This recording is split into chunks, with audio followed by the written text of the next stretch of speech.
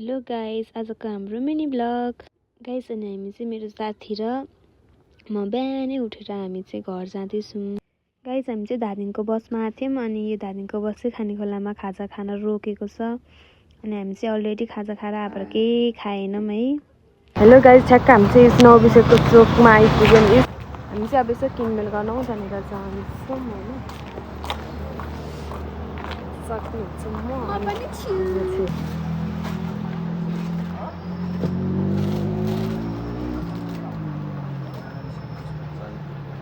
हेर्नु न गाइस, क्या खतरा घाम लागिरहेछ।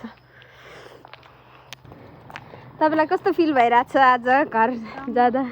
अब सधैँ आफ्नो घर आइन्थ्यो होइन, आज चाहिँ अब आफ्नो साथीलाई लिएर आउनु पाउँदै खुसी छु अनि दुःखी पनि छु। साथी अब आज जहाँ बस्दैन भन्ने कुराले, त्यही पनि म उसलाई राख्ने कोसिस गर्छु होइन।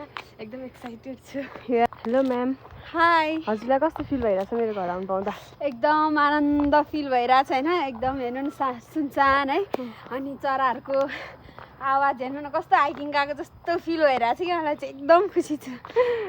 भन्नु न कुराहरू। आज हामी चाहिँ कति बजी उठ्यौँ? उठ्न चाहिँ 4:30 बजे समथिङ, 4:30 बजे उठ्यौँ है।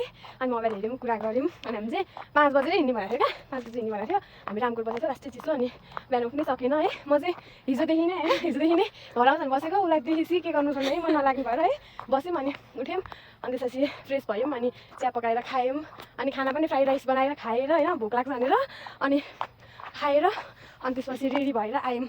अनि त्यो चाहिँ हामीले भ्लग बनाएनौँ किनभने अब किन बिहान थियो अनि हतारमा थियौँ कि, अनि बाउँदै आयो भनेर अनि आयौँ। यहाँ चाहिँ अब हामी अब आधी बाटो छ, बाटो यस्तो छ अरे हेर्नु है, सुनसान छैन न यस्तो छ। अब के गर्नु, घरै यता लिनुभयो है, को बेलामा अब काठमाडौँ घर लिनु भनेर मान्नु भएन। अनि आउँदैछौँ हामी, खुसी नै छौँ होइन। हामी देखाउँछौँ हाम्रो पछिको पनि ल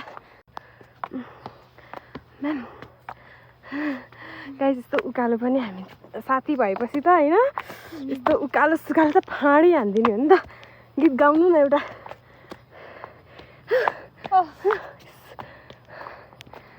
गाइस, फाइनली हामी चाहिँ खत्री टोलको यो डाँडामा है घर त्यहाँ छ हाम्रो, यहाँनिर आयौँ। हेर्नु कस्तो राम्रो भ्यू है मेरो साथी। कस्तो दामी गाइस, हाम्रो चाहिँ घरै हो। अघि दाजुलाई देखेको थिएँ। आउनु, त्यो दाइको कोठा थियो पहिला।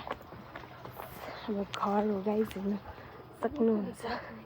हाम्रो घर चाहिँ हो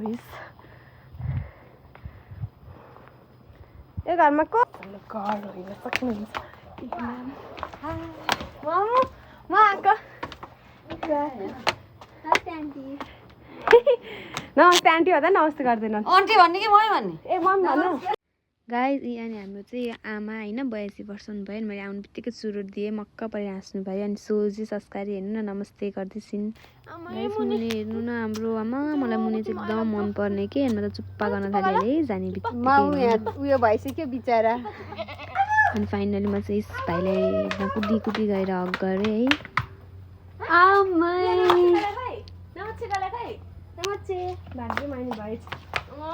चुप्पा खाइहालेँ, आँखामा परेछ। अनि हेर्नु न म चाहिँ के पर्यो होला भनेको त गाइस। अनि हेर्नु न मैले चाहिँ केही लगिदिएको थिइनँ, अरू लालिपप लगिदिएको। अनि को खाने भनेको म खाने, ब्लु खाने भनेर उफ्रिन थालेँ है। अनि म चाहिँ चुप्पा गरेँ हग गरेँ। अनि पहिला भाइलाई दिएँ कि, अनि उनीहरूले एक एउटा लिनुभयो, अनि चर्स गरेर खायौँ होइन।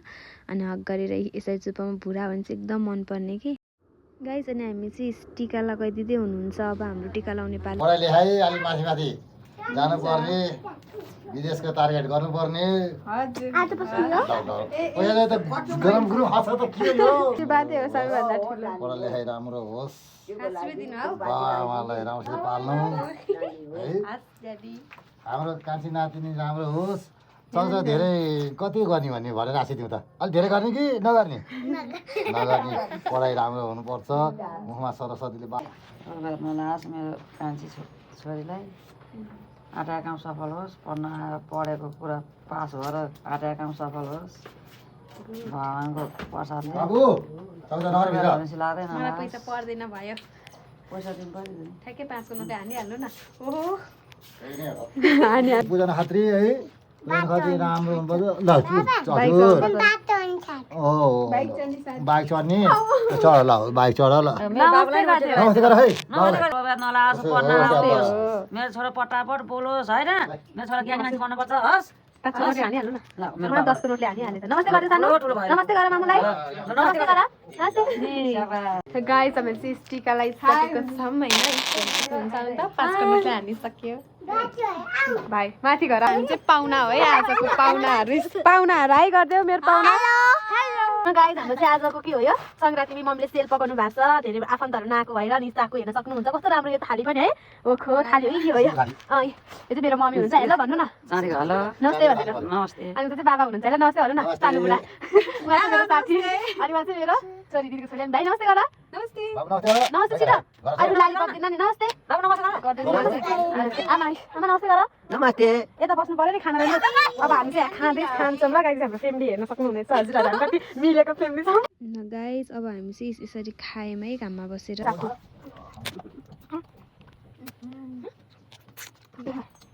गाइस हामी चाहिँ आफ्नै करेसाबारीमा फलेको तरकारीसँग खाना खाँदैछौँ घाममा बसेर हेर्न सक्नुहुन्छ मोही र खाना यसरी अनि यसरी खाना मुसेर मैले चाहिँ होइन मेरो साथीलाई खानिदिएँ हेर्नु न उसले चाहिँ मलाई नखाँदै खायो है ठिकै छ अनि उसलाई खानिदिएपछि मैले ग्वाममा खाएँ है यस्तो तातो मम्मीले पकाएको यस्तो मिठो खाना होइन छोड्नै भएन नि खाना साना खाइवरी अब चाहिँ हामी जुठा भाँडा माझ्न लाग्यौँ है दुईजना